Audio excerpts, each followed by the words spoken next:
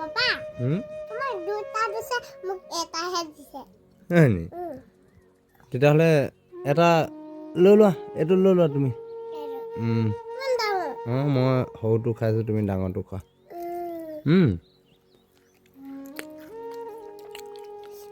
অ papa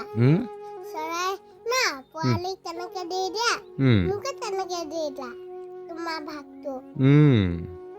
দি দিছোঁ খোৱা মা পাপাবোৰ তেনেকুৱা থাকে ন এইটো ওলাইছে এইটো কোনটো এইটো ধনিয়া ধনিয়া